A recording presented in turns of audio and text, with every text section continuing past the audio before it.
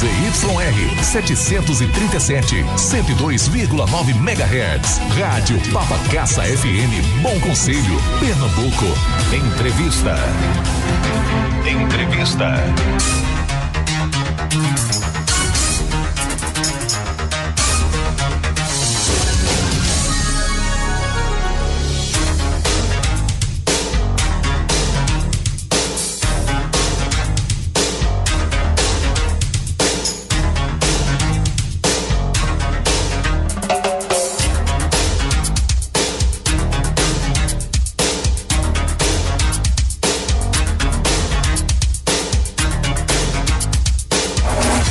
Patrick Oliveira. Beleza, vamos começar agora a nossa entrevista. Nossa entrevista, como eu falei, logo cedo, hoje, com muita satisfação, recebendo o padre Rivaldo Peixoto, aqui da Paróquia de Jesus, Maria e José. Padre, muito bom dia, obrigado pela participação no programa. Bom dia, Patrick Oliveira, bom dia, nosso amigo Emanuel Leonel. Todos que fazem a Rádio Papacaça e aproveitando essa grande audiência da Rádio Papacaça, poder adentrar em vários lares neste momento para falar daquela que é a mais importante semana do ano litúrgico para a Igreja Católica. A mais importante semana espiritual para a Igreja Católica chama-se essa semana. Tanto é que colocamos como Semana Santa. Não é que as outras semanas não são santas, também são, mas esta, podemos dizer, é a mãe de todas as outras semanas. Se existem as outras semanas, é porque elas nasceram desta semana, que é a semana do mistério da fé cristã. O mistério da fé cristã é a paixão, a morte e a ressurreição de Jesus Cristo, nosso Senhor e Salvador. Paixão, morte e ressurreição. Foi inclusive a primeira festa, a primeira demonstração religiosa dos cristãos, foi justamente a ressurreição de Jesus. Não foi o Natal, não foi o nascimento de Jesus. A primeira celebração, os cristãos celebravam no primeiro dia da semana, que é o domingo, celebravam a fração do pão, ou seja, a missa, que é fração do pão, que é ceia do Senhor, porque naquele dia se fazia memória da ressurreição do Mestre Jesus, do Senhor, Então, a ressurreição de Jesus foi de fato um divisor de águas, porque nós sabemos, na tradição judaica, hebraica, o dia santo na semana, o dia principal era o sábado. O sábado é o 7º dia, conforme o relato da criação no Gênesis. Deus descansou no 7º dia, e que o 7º dia é santificado. Infligir esse 7º dia, que é o sábado, era um pecado terrível. Jesus enfrentou muitas adversidades em relação a isto, porque ele inclusive foi acusado de não obedecer à lei, de fazer alguma coisa no sábado. Só que Jesus colocou o amor como a lei suprema. Então, se o amor é a lei suprema, nenhuma outra lei podia ser maior do que ele, Então Jesus colocou a lei suprema, e por isso que o sábado para nós cristãos, Para nós cristãos, o sábado não tem a força, digamos, religiosa como tem para os judeus, Para nós cristãos, o sábado é apenas a véspera de um dia para nós que é santificado, que é o domingo, que tornou-se dia do Senhor, O dia em que a igreja celebra a ressurreição, a Páscoa semanal, do Senhor. E durante o ano, uma vez no ano, nós celebramos esta grande semana, que justamente vai de um domingo ao outro domingo. Nós iniciamos a Semana Santa domingo agora, dia 24, com a celebração de Jesus entrando em Jerusalém, que foi a celebração de Domingo de Ramos. Ali se faz a abertura oficial da Semana Santa. Essa semana ela vai culminar justamente com o Domingo de Páscoa, que na verdade já celebramos no sábado à noite, praticamente, né? E aí encerra essa grande semana proclamando que Jesus ressuscitou dentre os mortos. Então é esta grande semana que a Igreja Católica está celebrando e convida os seus fiéis para celebrar na sua vida. Né? Eu falara nas missas que celebrei no domingo que o cristão, diante da Semana Santa, ele tem duas atitudes. A primeira é assistir, achar bonito, até emocionante, mas não se envolver. Isso é assistir. Você vai para um jogo de futebol, você vai assistir Náutico e Sport, aquele clássico, não é? Ou então Sport de Santa Cruz, que são maiores torcidas, inclusive, né? Você pode ir lá, você se emociona até, né? Mas você não pode entrar no campo para jogar. Você assiste aquele jogo. Já na celebração da Semana Santa, não. Você entra no campo para jogar, por exemplo, né? Porque você se envolve, sim. Você celebra, sim, na sua vida, você celebra esse mistério, não é? Então, ou o cristão celebra se envolvendo com as celebrações, ou ele assiste, né? Quem vai ainda, né, para Nova Jerusalém é um grande teatro que assiste. Nós da Igreja Católica, nas nossas igrejas, não fazemos o grande teatro. Nós, de fato, realizamos a celebração em si. Há uma diferença enorme aqui, de você assistir e de você participar. Não é, Patrick? Então, esses dias, nós devemos participar, né? Adentrar nesse mistério, porque foram os meus pecados que crucificaram Jesus, né? Foram os meus pecados que levaram-no até a cruz, até morrer por mim. Ô padre, o senhor falando que começou a Semana Santa no domingo de Páscoa, essa celebração ou essa programação, este evento, ele começa no domingo, mas aqui somente no Brasil ou no mundo todo? No mundo todo. No mundo todo, inclusive é uma celebração mundial. Onde existir a Igreja Católica Apostólica Romana, que está presente nos 5 continentes, lá se celebra justamente a mesma liturgia que se celebra aqui em Bom Conselho, é celebrada no outro mundo, né? No fim do mundo da história, seja no outro lado do mundo, é a mesma liturgia, o mesmo significado, não muda. A Igreja Católica, ela tem essa unidade e nenhum padre, né, nenhum bispo deve mudar, né, aquilo que é o essencial. Claro que existem as adaptações, obviamente, não é? Adaptações pastorais, mas o significado não pode, não. É aquilo que é justamente a unidade da igreja. E é sempre nessa mesma época para todo mundo, né? Quer dizer, a Semana Santa para nós, católicos cristãos, a Páscoa é nesse período.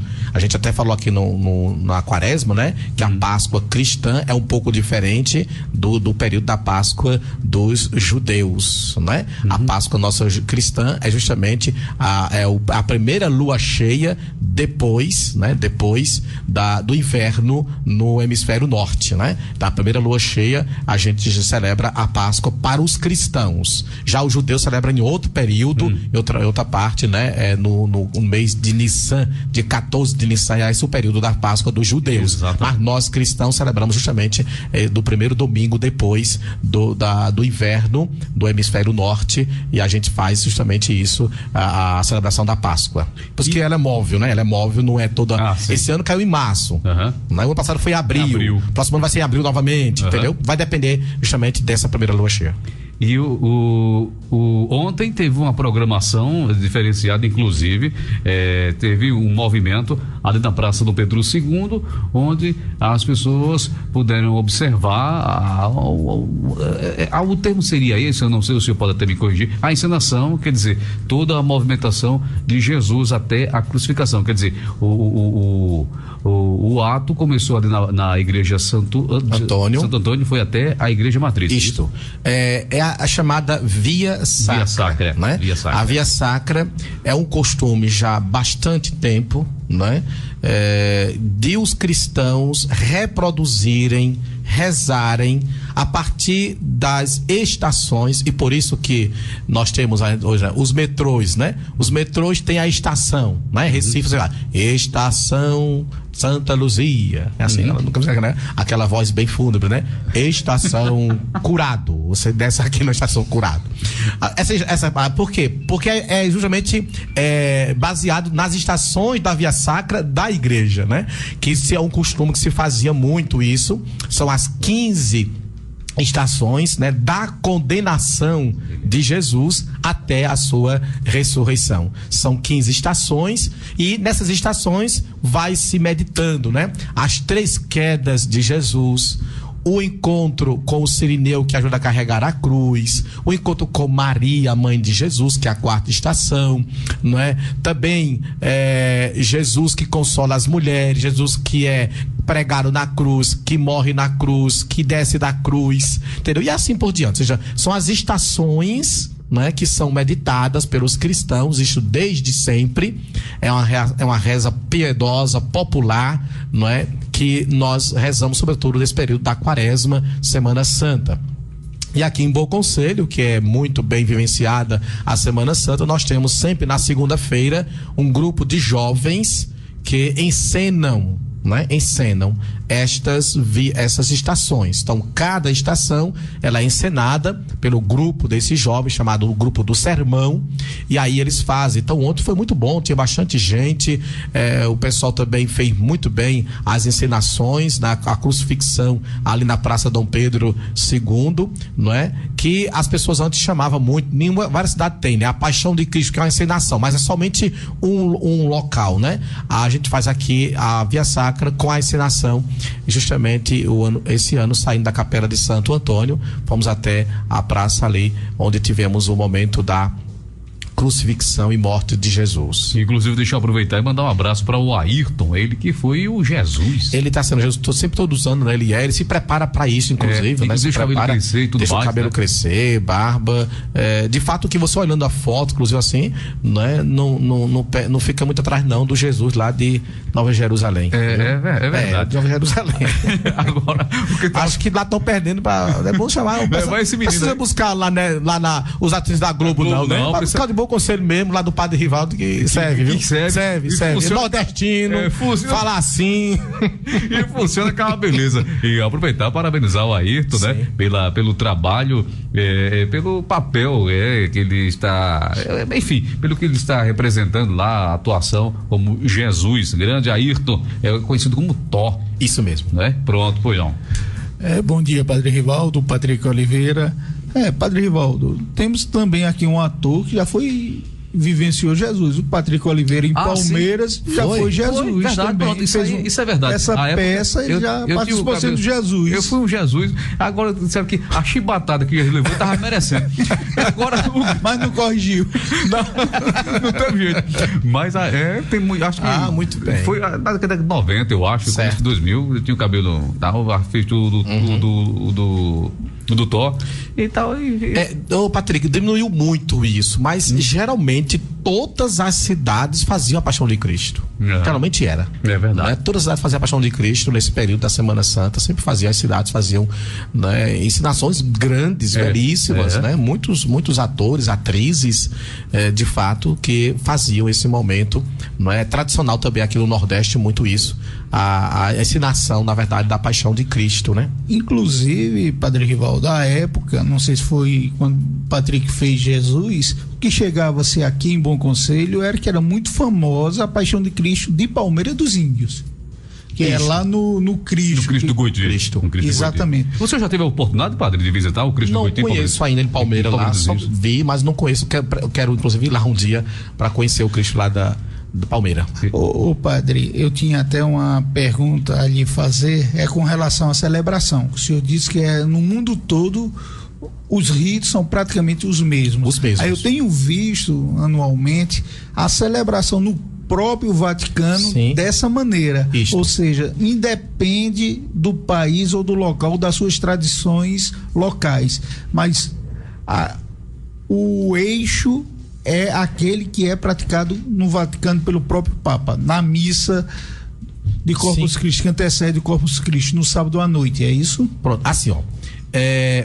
Por exemplo, a celebração do Domingo de Ramos, né? O Papa faz lá no Vaticano, inclusive o Papa está bem debilitado fisicamente, nós sabemos disso, ele não conseguiu inclusive nem ler agora domingo a homilia que se faz, que é o sermão, que o pessoal fala, né? Ou então a pregação do padre na missa, que chama-se homilia, na verdade o nome litúrgico. O Papa não conseguiu fazer, porque ele tem um problema inclusive de pulmão, né? Ele só tem um pulmão, e ele estava muito cansado, então não conseguiu ler a homilia, na verdade, o Papa, né? E vem sendo isso muito, né? Ele está de cadeira de rodas praticamente, não é? Ele tem um problema muito sério no joelho, não é? E isso está cada vez mais debilitando-se o Papa, não é? Mas assim, todo o rito que nós fizemos aqui, por exemplo, na paróquia, foi feito também lá no Vaticano, entendeu? Que é a bênção dos ramos de um local, lê-se o evangelho que Jesus entra montado no jumentinho em Jerusalém, sai em procissão com ramos até chegar em uma igreja, lá se proclama as leituras, inclusive a paixão do Senhor é proclamada naquele domingo, não é? E aí o rito normal, ou seja, esse rito é em todos os lugares, o que muda de fato é a língua, né, daquele local, né, que é naquele local. No nosso caso aqui é português, lá foi italiano, ou então em latim, né, e tudo mais, outros mais, vai ser inglês e tudo, mas o que muda a questão é da linguagem, mas o rito em si, esse é um rito para toda a igreja. Obviamente, a igreja que tem o rito latino, tem que pensar isso também, né? Porque existe também a igreja que tem outros ritos, né? Outro rito que não é o rito latino. Nossa, aqui é o rito latino,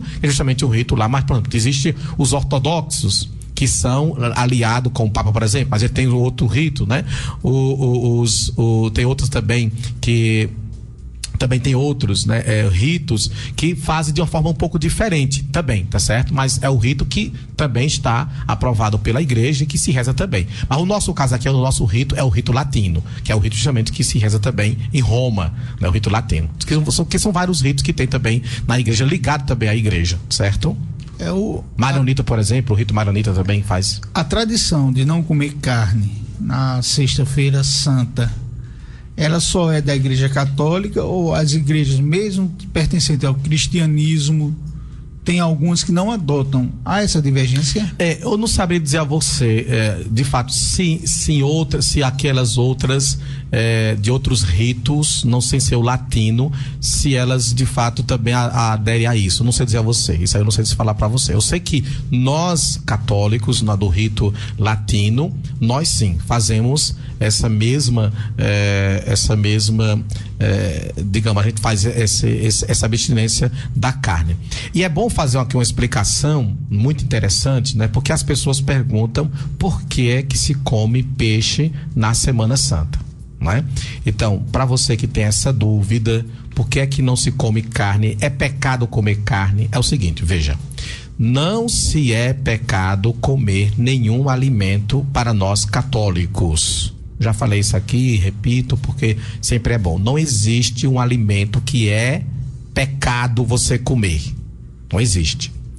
O que existe é o quê? É um alimento que você pode fazer uma penitência e não comê-lo por aquele dia ou por aquele período. É diferente. Por quê? Porque depois daquele dia ou daquele período, eu posso comer esse alimento.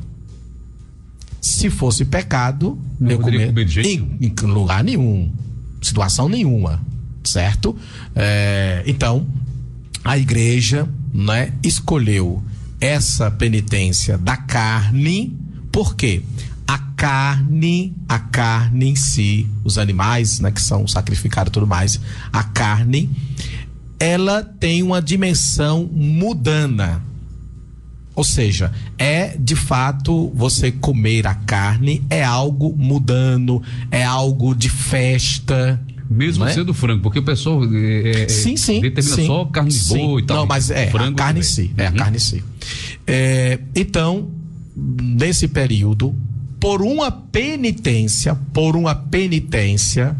os cristãos católicos são convidados a não comer a carne não é? E fazer o jejum da carne, substituindo pelo peixe. E aí pergunta, por que o peixe? Né? Por que o peixe? Porque também o peixe, ele é um símbolo cristão. O peixe é um símbolo cristão, Patrick. Se observarmos, né? O peixe, ele se faz presente muito na Bíblia. Na Bíblia, né? Sobretudo agora com o Novo Testamento com Jesus. Já a carne em si não é muito, pelo contrário, né? Inclusive os judeus, por exemplo, não comem carne de porco. Acham o porco, um animal amaldiçoado, um animal que não é possível a gente comer. Segundo, sabe como é que é? A tradição, né, judaica não... veja, você ser considerado um porco, na tradição judaica, é a maior humilhação que alguém pode passar. Até porque nem tem relatos na Bíblia onde se expulsava os demônios e eles iam para os porcos. Exatamente, uma manada de porcos, por exemplo, foi uma vez, né? E aí, então assim, a carne em si não é ovacionada como um alimento para a espiritualidade, não é. Já o peixe, a gente tem a multiplicação dos pães e também de peixes, né? Jesus ressuscitado aparece à beira do mar e tem peixe ali assado, come com os discípulos. Na refeição judaica tinha também o peixe, né? Então o peixe em si, ele tornou-se depois um símbolo cristão. Até para diferenciar, né? Nas perseguições, né? Existia justamente as pessoas que usavam o peixe como símbolo. Então, quando tinha uma casa ou então um túmulo que tinha um peixe desenhado, é porque era um cristão ali. Então, os cristãos, eles se diferenciavam justamente pelo símbolo do peixe, né? Inclusive, algumas igrejas cristãs, elas têm como símbolo peixe. Você às vezes anda e vê algum carro com peixe, aquela pessoa é cristã, no caso cristã de uma tradição protestante, não é? Ou luterano, ou presbiteriano, ou batista, não sei, eles usam. Nós católicos não usamos muito não, essa questão do peixe como símbolo, a gente não usa muito não, usa mais a cruz, por exemplo, né? Nós usamos mais a cruz como símbolo nosso cristão, a cruz, tá certo? Mas os irmãos protestantes, eles usam muito a questão do peixe, por esse motivo, porque o peixe tornou-se de fato um símbolo cristão, logo no começo, nas perseguições. Então o peixe ali era um símbolo também, até porque também no grego, né, as iniciais da palavra peixe no grego era justamente essa que era ikt, as mesmas iniciais de Jesus Cristo, Filho de Deus Salvador.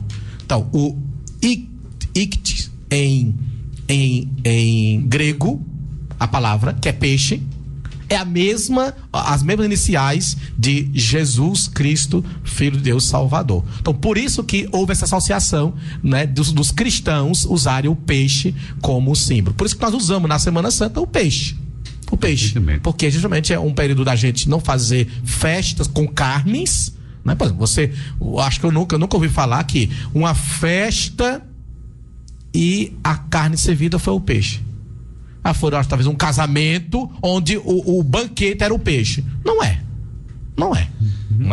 O banquete, a festa, o que é? A festa é justamente o boi, né? O churrasco do boi, o churrasco do porco, sei lá. Mas carne. Uma festa num casamento que não tem carne, misericórdia, né? Não dá nem o cabo aí, não. O cabo não come comer carne, né? Agora, claro, existem as pessoas que não comem carne, né? Deixa eu abrir aqui o interno. Só rapidinho, Patrick, para não perder o raciocínio. O hinduísmo, lá na Índia, o que se tem é que a vaca é sagrada, né? Se ela entrar na casa, você não pode nem retirá-la da casa, tem que deixá-la sair. Então, a vaca, interessante, a vaca para os hindus é sagrada. Você não pode nem tocar no pelo. Imagine comer uma vaca na Índia. Exatamente, Só para concluir esse raciocínio, já falando da igreja protestante, se eu não estiver enganado, a igreja quadrangular, o símbolo é um peixe. Pronto. Se eu não estiver enganado, tem vários. A igreja quadrangular é um peixe. Vejo muito carro, né, com aquele símbolo ali, a gente já percebe que é perfeitamente. O intervalo, retornaremos já hoje conversando com o padre Rivaldo Peixoto. Continue aí, não sai daí, permaneça aí. 102,9 Papacá. segunda a sexta, estou com vocês aqui na sua Papacaça, com os bastidores da capital do país, o comentário e a interpretação dos fatos do Brasil e do mundo. De Brasília, Alexandre Garcia.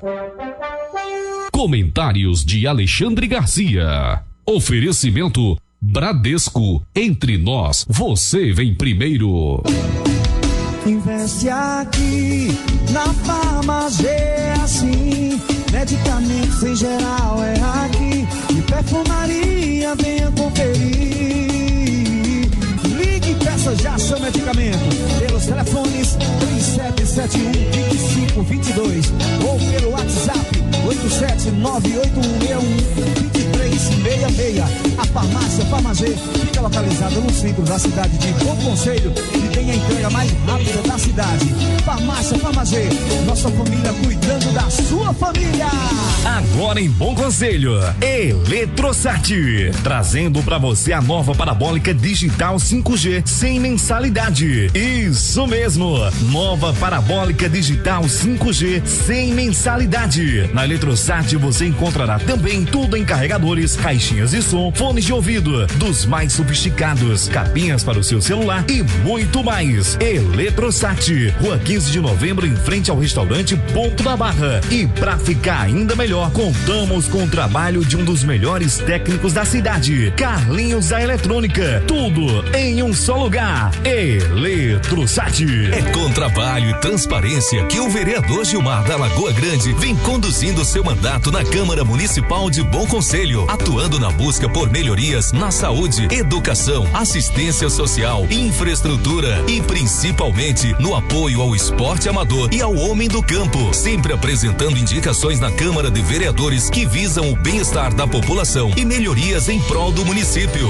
O vereador Gilmar da Lagoa Grande é um matuto a serviço do povo bonconselhense. Com Bonança Supermercados você tem oferta todos os dias. Tem carnes, frutas e verduras, peixe e muito mais. Passe agora no Bonança e aproveite todas as delícias da nossa padaria, açougue, hortifruti, beer cave, produtos no varejo e atacado. Tudo isso com entrega e uma grande variedade de produtos. Vá agora mesmo no Bonança e garanta as melhores ofertas para sair de carrinho cheio. Precisou é só pedir. O Bonança tá bem aqui.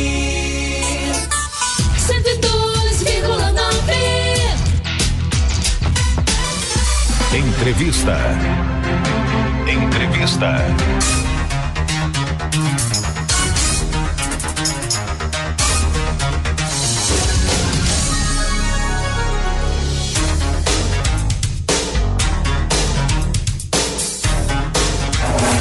Patrick Oliveira. Olha aqui, 11h37, 11h37 aqui na Papacaça de Bom Conselho, de volta com o padre Rivaldo Peixoto, falando sobre a Semana Santa. Ô padre, o senhor falou no bloco passado sobre o Papa. Eu queria perguntar ao senhor como é que está o andamento ou a situação acerca da substituição do Dom Paulo Jackson, que foi para a região metropolitana. Como é que fica a situação aqui no Agreste Meridional? Ainda continuamos sem o bispo, certo, né? Estamos aguardando que o Papa Francisco possa nomear o novo bispo para a Diocese de Garanhuns, que são 37 paróquias, 26 municípios, onde o líder, né, deste rebanho chama-se o bispo, que é o pastor próprio dessa diocese, e quem só nomeia é justamente o Papa. Só ele que nomeia os bispos para as dioceses. Obviamente que existe todo um processo, porque em cada país existe a anunciatura apostólica, entendeu? Que é diferente da embaixada. A embaixada é uma coisa, a anunciatura é outra coisa, né? O núncio apostólico, ele é o representante do Papa naquele país. E aqui nós temos o representante do nosso núncio apostólico, então, claro, né, auxiliado, né, por outros bispos e tudo mais. Tem todo um processo que se faz, né, de saber o perfil, né? O perfil para aquela diocese arrumar ali. Existe um critério específico, padre? Não é um critério específico, mas eu falei, é um perfil, né? Ou seja, um bispo que mais ou menos entre no perfil daquela diocese. né? Obviamente que um bispo que tem um perfil para a diocese do Amazonas, lá no Amazonas, lá do sul do país, que são cultura um pouco diferente aqui do Nordeste, entendeu? Então o Papa Francisco tem feito ultimamente, né, as nomeações de bispo que esteja naquela mesma região, ali no caso Nordeste aqui, a mesma região do Nordeste, para não ter um choque muito grande de cultura. Às vezes o bispo vem de outro local, né, de outras localidades que são distantes e que tem outra cultura. Então se faz esse processo. Agora, se diz que agora na Páscoa é possível, agora no período da Páscoa, né? Agora em abril ou maio, no mais tardar, se nomeie já um bispo para a nossa diocese. Nomeando esse bispo, ele tem 2 meses ou 3 meses para tomar posse na diocese. Tem 2 a 3 meses para tomar posse na diocese. E aí ele toma posse, né, da diocese e começa a governar a diocese, tá certo? Mas por enquanto, quem responde pela diocese é o padre Aldo Mariano, que é o administrador diocesano, juntamente com o colégio. Nós somos em 7 padres. Eu faço parte também desse colégio, a gente tem reunião sempre frequente. Então, todas as situações da diocese é discutido conosco, né? O colégio, o conselho, pode dizer também assim, né? E aí a gente discute, a gente vê as alternativas e tudo mais em relação a isso. Mas quem administra a diocese, quem responde pela diocese é o padre Aldo Mariano, que é também diretor do colégio diocesano lá de Garanhuns. Depois que o Dom Paulo Jackson ele foi transferido, ele mudou de localidade, você já teve contato com ele? Já falou com ele? Sim, nós tivemos reuniões, né? Tive reunião com ele lá em Camusim de São Félix, inclusive no mês de dezembro. Agora no nosso retiro que tivemos no mês de fevereiro, final de fevereiro, ele esteve lá em Camusim visitando, passando por lá, a gente esteve também com ele, deu uma palavra assim pra gente, tudo mais. A gente está sempre em contato também com ele, né? Ele está lá na arquidiocese, tem com seus desafios, né?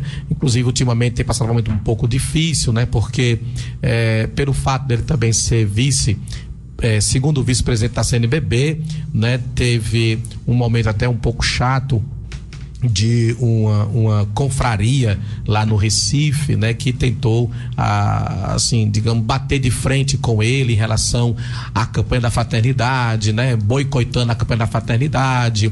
E uma palavra que ele disse lá em Aparecida, o bispo Dom Paulo, uma pregação que fez, isso causou um rebuliço muito grande, né? Mas aí houve também muitas pessoas, né, apoiando o arcebispo.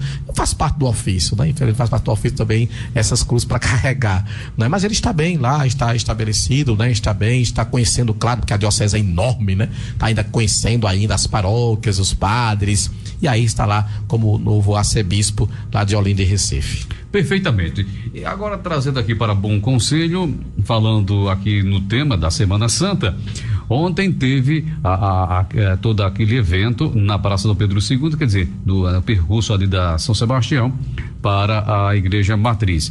Hoje, terça-feira, o que é que está programado? Nós já tivemos agora de manhã missa com alguns enfermos, né? Com os enfermos, alguns idosos. Tinha bastante gente, inclusive, agora na Matriz eu celebrei agora de manhã. Tivemos também confissões lá na comunidade de Virgem de Guadalupe com o Monsenhor José Augusto. E segue à noite a programação. Hoje à noite é que nós vamos ter uma celebração penitencial. Não é confissão comunitária, é uma celebração penitencial. É um momento de um exame de consciência para a gente ver, né, como é que anda a nossa situação como cristão, como seguidor de Jesus Cristo, quais os pecados que continuam crucificando o Senhor na nossa vida, né? Então hoje à noite vamos fazer, a partir das 7:30 da noite, esse momento de celebração penitencial na nossa Igreja Matriz de Jesus, Maria e José. Deus quiser, hoje à noite. Amanhã, quarta-feira? Amanhã, quarta-feira, nós temos o tradicional ofício das trevas, que são ofício, inclusive você sabe, né, que quarta-feira, conhecido como quarta-feira de trevas, pelo fato de Judas ter vendido, né, entregue Jesus na Na liturgia seria na quarta-feira, né? Na liturgia seria na quarta-feira. E aí a gente faz esse ofício das trevas, que justamente são as velas, né? Que vão sendo apagadas a cada salmo, a cada oração, vai se apagando essas velas, para dizer que as trevas vão tomando conta da humanidade, do mundo, e depois, né? Ressurge a vela branca como a luz de Cristo. Então a gente vai fazer esse rito amanhã, o ofício das trevas, muito bonito, inclusive, com muita fé, demonstra às pessoas a fé, né? Aquele momento ali que é o ofício das trevas, né? O ofício das trevas, alguns anos atrás, a procissão saiu da igreja matriz e foi para o cemitério, e houve uma pequena celebração lá. Ali é o fogaréu. O fogaréu. É o fogaréu. O fogaréu, que geralmente o pessoal com tochas, entendeu? Que é aquela cena de os soldados irem buscar Jesus para prender. No jardim. Para prender, isso mesmo, para prender Jesus, né? Isso vai ser na quinta-feira à noite, às 9h, quinta-feira. Aí também vai para o cemitério. Vamos pro cemitério, esse ano pro cemitério, né? Aí chega lá e justamente traz Jesus, né? Ali para a Praça Dom Pedro II, e faz aqui um rito ali, faz um momento, uma encenação daquele momento que Jesus é condenado de fato, né? Condenado ali de fato para levar a cruz, né? Ou seja, na quinta tem a missa do Lava os Pés, que é 5 da tarde. À noite. E aí tem a adoração depois da missa do Lava Pés, por volta de 7 horas, começa a adoração ao Santíssimo Sacramento. Até 9 horas. Aí 9 horas tem esse período, esse momento que é a gente ir na procissão, vai até o cemitério, né? O fogaréu volta do cemitério justamente com Jesus já digamos que amarrado praticamente, né? E a gente faz aquele momento da encenação de Jesus também. Esse momento é na quinta-feira. E na sexta? Na sexta-feira nós temos logo de manhã. Que não tem missa, parece que é o único. É o único dia, muito bem, Patrick, é o único dia na Igreja Católica que não se celebra missa. O único dia, não se tem missa nesse dia. Em canto nenhum. Em canto nenhum, em lugar nenhum. Nenhum padre, nenhum bispo, nem o Papa, nós rezamos missa nesse dia. Nesse dia celebramos a Paixão do Senhor. É um rito que se tem, entendeu? Onde se tem as leituras, né? O momento da oração que se faz por toda a igreja, o rito do beijo da cruz, que é a adoração da cruz, e a comunhão eucarística. E em muitos lugares existe a procissão do Senhor Morto, que aqui em Bom Conselho é uma das maiores procissões, a do Senhor Morto, onde a gente sai com Jesus, né? Morto, claro, por algumas ruas da cidade, a gente faz esse momento. Isso a partir das 3 da tarde na Igreja Matriz. Logo de manhã, às 5 da manhã, nós temos uma procissão, não é uma procissão, é a Via Sacra indo para a Ermida, às 5 da manhã, meditando nos cruzeiros da Ermida, as estações da Via Sacra, certo? Isso às 5 da manhã, né? E às 7 da manhã tem um rito breve na matriz, que é a crucifixão do Senhor, mas um rito ali breve na matriz. É mais mesmo na parte da tarde, às 3 da tarde, com a celebração da Paixão do Senhor na Igreja Matriz. E aqui, a rádio, né, de manhã, nós temos de 8 da manhã até às 12 horas, né? É o único dia também do ano que o padre fica no lugar do locutor, Patrick Oliveira, né? É o único dia do ano que acontece isso, né? Porque os outros dias é tudo ele, né? É verdade. Ô padre, por que na sexta-feira se chama Sexta-feira Maior? Ou se antigamente o pessoal ou é quinta-feira na sexta-feira? Quinta-feira Maior. Sexta-feira da Paixão, sempre é. Quinta-feira Maior. Quinta-feira Maior. Isso por que mesmo. Essa quinta-feira é tão grande assim? É porque assim, ó. É tão grande assim, né? Verdade. Não, é porque é a expressão do povo. A Semana Santa, a Semana Maior. Entendeu? A principal semana. Então, quinta-feira maior, nós celebramos sempre ali. Já na quinta-feira celebramos os ritos que vamos desenrolar durante os outros dias, que é justamente a sexta, né? Porque Jesus na quinta, ele institui a Eucaristia, ele institui o sacerdócio, ou seja, o sacramento da ordem dos padres, né? Ele se institui na quinta-feira, né? Ou seja, ele se dá, na verdade, na quinta-feira ali com seus apóstolos, mesmo sem entenderem, e vai se dar de fato na cruz no outro dia, né? Na ressurreição dele no sábado à noite para o domingo. Então o pessoal usa a expressão quinta-feira maior, não é? Mas não existe uma explicação, digamos, tão teológica porque é que mal. É porque, de fato, a quinta-feira ali começa o Tríduo Pascal, que é justamente o maior evento religioso, né, do ano, é a quinta-feira santa, começando o Tríduo Pascal. Quinta, sexta e sábado. São os dias maiores. Perfeitamente. No sábado o senhor vai falar a programação, mas dentro da programação eu quero que o senhor explique por que tem que se achar o aleluia no sábado, porque o pessoal, antigamente o pessoal deixava, o padre, do nosso tempo, né? Exatamente, mano. O padre vai encontrar aleluia, se o padre encontrar aleluia, o mundo vai se acabar. Se o padre não achar aleluia, acabou-se o mundo. Padre, qual a programação e por que essa história aí? Isso mesmo, né? Se envolve também tudo em termos de mitologia, né? Em termos de, às vezes até de superstições e tudo mais, né? Esses mistérios, essa Semana Santa, por exemplo, a Semana Santa sempre isso, como é muito tempo, né? Faz muito tempo que isso existe, então as pessoas têm muitos mitos, né? Como foi falado aqui, por exemplo, ontem, a questão do coelho, a questão do ovo, que vamos falar ainda, né? Vamos falar sobre esse assunto, vamos falar um pouquinho ainda. Isso. Mas vejam, por que se fala a questão do aleluia? Porque assim, no sábado, que é o sábado de aleluia, né? O sábado de aleluia, a gente só celebra inclusive à noite, depois do pôr do sol, é que pode celebrar a vigília pascal, né? Então veja, a vigília pascal é uma celebração muito longa, ainda hoje é, e antigamente era mais longa ainda, porque existiam os batizados, existia apenas uma vez no ano os batizados, era geralmente nesse dia que se batizava as pessoas, na vigília pascal, era geralmente isso, né? Então, nós temos na liturgia atualmente, né, depois da reforma, nós temos 9 leituras a serem proclamadas, são 7 leituras do Antigo Testamento e 2 leituras do Novo Testamento, que é a carta aos Romanos, né? E o Evangelho do dia, depende do ano ali, o Evangelho segundo Marcos. E a cada salmo, a cada leitura existe um salmo, que existe uma oração. Então isso leva tempo. Imaginemos nós na época que a missa, que a vigília ela é em latim, não é? Que demorava-se muito mesmo.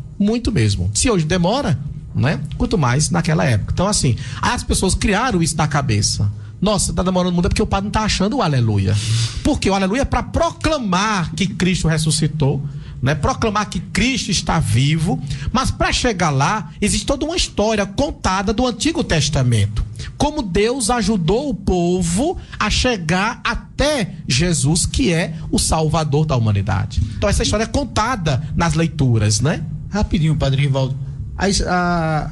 As leituras, elas são repetidas, são as mesmas leituras todos os anos? Todos os anos, a mesma leitura. E as principais justamente são essas: o relato da criação do mundo, do Gênesis, o relato do sacrifício de Isaac, que Abraão é colocado à prova para sacrificar, matar o próprio filho de Isaac, e a passagem do Mar Vermelho. Essas 3 leituras não podem ser omitidas no Sábado Santo, em lugar nenhum. Tem que ter. As demais você pode adaptar, você pode não ler as demais. No caso, seria essas 3 e mais as 2 do Novo Testamento, que não pode também sair, que é a carta de São Paulo aos Romanos, onde se proclama que Cristo, né, morreu por todos nós, ou seja, a morte de Cristo nos trouxe vida, e vida em abundância, né? Então, foi no batismo nós fomos mergulhados com Cristo para justamente com ele ressurgir. Essa carta de São Paulo aos Romanos. E o Evangelho, que fala o relato da ressurreição, né? Onde no primeiro dia da semana, inclusive o relato, né? Maria Madalena vai ao túmulo e lá não encontra o corpo de Jesus, né? E acham que tinham roubado e tudo mais, e não foi, porque de fato ele tinha ressuscitado. Então, por esse motivo, então as pessoas dizem, se não achar aleluia, o mundo se acaba, de fato é mito, de fato, né? Não tem. Agora tem um fundamento pelo fato de quê? Porque demorava muito e o povo não sabia de fato, porque a língua era latina, ninguém sabia que o padre estava dizendo. Procurando e não achava. E quando vinha achar, o padre estava dormindo já, né? Então agora ficou mais fácil, né? Agora ficou mais fácil de contar. O Padre Rivaldo, tem uma dúvida, eu não sei se o Patrick já perguntou, eu só pude chegar agora, mas vou perguntar, eu tirar essa dúvida com o senhor, o porquê que na época da Semana Santa é feito é coberto as demais imagens dos demais santos na igreja. Fica somente, na verdade, todas as imagens são cobertas. Por quê, Padre Rivaldo? Veja, as imagens, né, elas são cobertas na igreja, né? É uma tradição que já há bastante tempo. Alguns no início da quaresma, que é o caso daqui. Outros a partir do 5º domingo da quaresma, né? Então é o seguinte, por que é que se cobre as imagens? Se cobre porque, assim, a imagem do santo, ela sempre vai invocar para nós a alegria daquele santo ter na sua vida as virtudes da santidade. Mas o santo, ele só é celebrado na morte, não no nascimento. Isso mesmo, então, na morte. Então, justamente, não cobrindo o santo, mesmo sendo a celebração na morte, não interfere? Não, porque assim, a morte dele foi a glória dele. Ah, certo. A morte é a glória dele, né? Uhum. Veja, o nosso batismo se dá de fato quando a gente for morrer. Quando a gente morrer. Ali se dá o batismo de fato.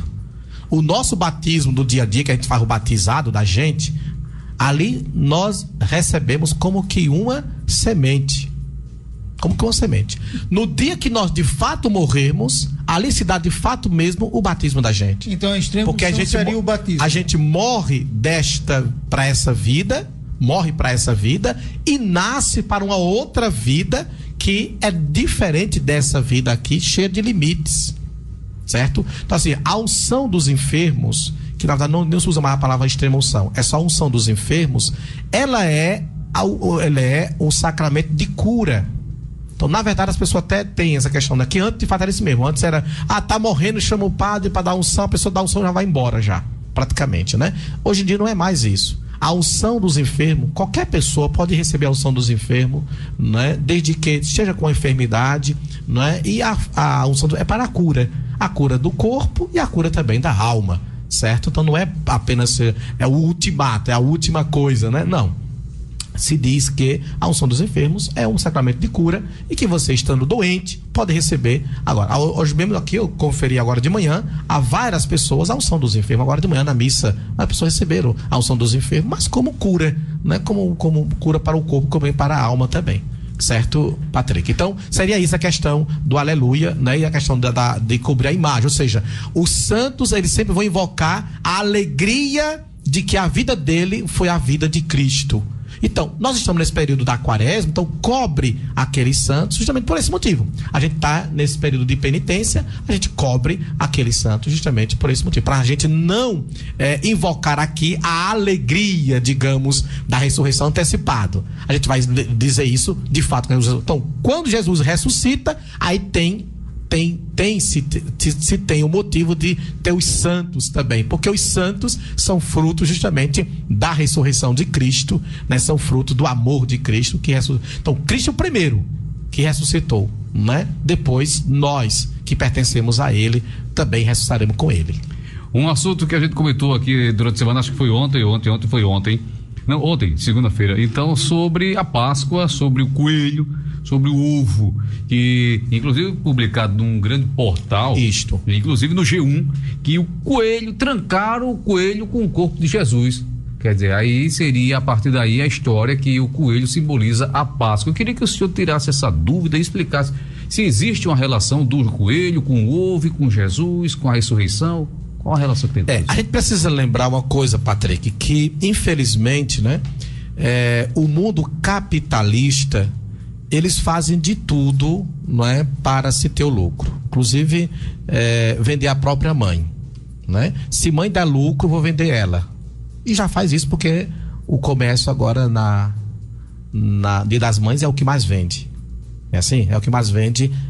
Ali parece que é o Dia das Mães e o Natal. São os dias que mais se vende, né? O comércio mais, né? É verdade. E veja, e pegando essa tradição cristã da Páscoa e do Natal, obviamente que eles não vão vender Jesus, eu falo assim no sentido de dizer, vão evangelizar o povo com Jesus. Não é.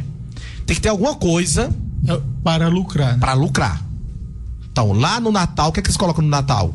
Eles colocam lá o Papai Noel, colocam o panetone, o peru e aí por diante. É assim que se faz. A Páscoa também não é diferente. Agora, claro que isso se teve sim, tem um significado, claro que tem. Agora, essa versão que foi colocada aqui ontem, que inclusive de fato está mesmo lá, inclusive de um site famoso, inclusive, né? Está lá dizer que uma das versões do coelho ser o símbolo da Páscoa, que ele deixou lá no túmulo de Jesus e deixou o coelho ficar lá, parece que fecharam o coelho, né? Fecharam lá com ele dentro e tudo mais, né? É uma versão que eu nunca nem na Bíblia está relatado. Nunca ouvi, tem né? uma linha na Bíblia que fala sobre existe. Não existe também.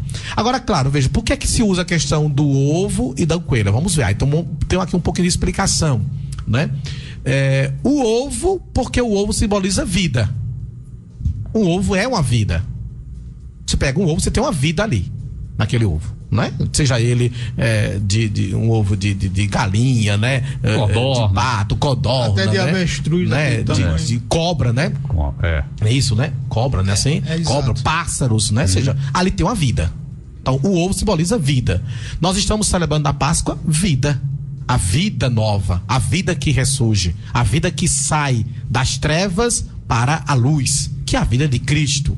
Então, Páscoa é vida nova, que inclusive é baseado na Páscoa dos judeus, que é justamente a vida nova da libertação do Egito. O povo estava escravizado, a Páscoa que os judeus celebram é essa.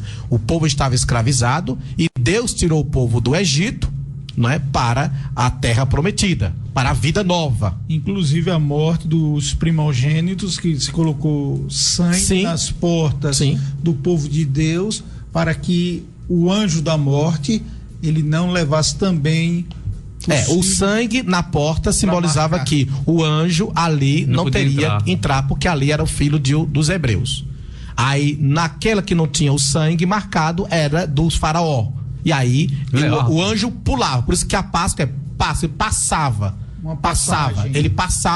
Ele pulava aquela porta e não entrava. Era assim a do judeu. Para nós é outro significado, porque é Jesus que é o cordeiro, é Jesus que é a vítima e é o sangue dele que nos liberta e nos salva, não é? O sangue dele. Então, nesse sentido é isso. E aí o ovo, porque falei, vida. E o coelho é um animal que se reproduz muito rápido, né? Enquanto que os demais, né, leva até 60 dias, o coelho com 30 dias já está praticamente já está saindo ali muito rápido. E é muito rápido a questão da reprodução, da fecundidade, o coelho. Então, por esse motivo, usaram o símbolo do coelho como também vida, porque Jesus disse: eu vim para que todos tenham vida e tenham vida em abundância, né? Vida sempre. Então o coelho tem esse símbolo, né, de ser reproduzido ou reproduzido muito rápido. Então essas duas coisas é o que explica mais ou menos por que se usa o ovo, mas o comércio pegou para vender os ovos de chocolate e tudo mais, e aí coelhinho e tudo mais, mas por esse motivo, viu, Patrick? Mas não é um símbolo cristão em si. O símbolo cristão da Páscoa chama-se o Círio Pascal. O Círio Pascal, que é uma vela grande, que é acesa no sábado de Aleluia, no sábado da Vigília Pascal, e naquele círio tem lá a inscrição do ano, que é esse ano, e Cristo como princípio e fim, alfa e ômega, a ele o tempo, a eternidade, e são colocados 5 grãos de incenso lá ali, que são as chagas de Cristo, ali é o símbolo. O Círio Pascal é o símbolo cristão da Páscoa, não é ovo nem coelho. Qual o tempo que ele fica aceso durante o ano? Durante 50 dias. 50 dias ele é colocado ao lado, né, do presbitério. Depois ele é colocado no batistério, onde se tem os batizados, e ali se acende as velas dos batizandos naquele círio que é Cristo. É isso que se faz. A gente apaga o círio no domingo de Pentecostes, é o dia que apaga o círio. Ele sai do presbitério, do altar, e vai para o batistério da igreja. Padre Rivaldo Peixoto, tiraram todas as dúvidas. Eu quero deixar o espaço para o senhor fazer as suas considerações finais, deixar uma mensagem para quem nos escuta nesse momento, tendo em vista que o senhor sexta-feira vai falar muito acerca da Sexta-feira Santa, mas uma mensagem para o pessoal que nos acompanha aquela Páscoa bonita, o pessoal pode comer ovo. Exatamente. Quero agradecer mais uma vez a Rádio Papacaça, a você, Patrick, a Emanuel, ao povo que nos ouviu, né? E dizer que a mensagem que nós temos aqui de Páscoa é sempre de vida nova. Nós vamos ouvir no Evangelho de domingo, não é no Evangelho, na segunda leitura. Vamos ouvir que se ressuscitastes com Cristo, buscai as coisas do alto. Então tem gente que pode celebrar a Semana Santa e ficar ainda no sepulcro. Não ressuscitar para uma vida nova, para uma vida melhor, entendeu? Então a gente quer que você celebre a Semana Santa estando com Jesus, celebrando na sua vida, mas também ressuscitando com Ele. Uma vida nova. Cristo é vida nova para todos nós. Então a Páscoa é isso. A Páscoa é vida nova. Se você chega com ovo de Páscoa para o seu filho e diz, olha, aqui simboliza vida nova para nós. Estamos comendo esse ovo de Páscoa porque Cristo morreu por nós e nos deu vida nova. Pronto, você pode fazer isso sem nenhum problema. Sem nenhum problema. Pode fazer isso. Mas primeiro diga à sua criança, ao seu filho, à sua filha, por que é que você está dando ovo de Páscoa a ela? Aqui é a sua Páscoa, meu filho. Aí você está errado. Não é sua Páscoa. Sua Páscoa é Cristo. Ele morreu por nós. Aí sim, se ele morreu por nós, eu posso comer o ovo de Páscoa à vontade. Posso celebrar à vontade. Porque Cristo morreu por mim. Então eu vou celebrar isso na minha vida com o ovo de Páscoa, por exemplo. Tá certo? Então é dizer isso. Vamos estar com o Senhor na paixão, na morte, mas vamos estar com Ele, sobretudo, na ressurreição, que é o domingo da alegria, que depois que Cristo ressuscitou, não pode haver pessimismo no mundo. Ele é o vencedor do maior inimigo do homem, que é a morte. Ele venceu a morte. Então que Deus abençoe a você, que você vença também a morte na sua vida, cada dia da sua vida. Que Deus abençoe, em nome do Pai, do Filho e do Espírito Santo. Amém. Agradecemos ao Padre Rivaldo Peixoto, toda a equipe, e vem aí o Tocando Bola. Eu espero você amanhã, 7 da matina, no Jornal Completo, 8 horas, no nosso show da manhã. Saúde, sorte, sucesso, paz para todos, muita luz e até lá. Tchau. ZYR 737, 102,9 MHz. Rádio Papacaça FM, Bom Conselho, Pernambuco. A rádio que tem a sua cara. Rádio que tem a sua cara.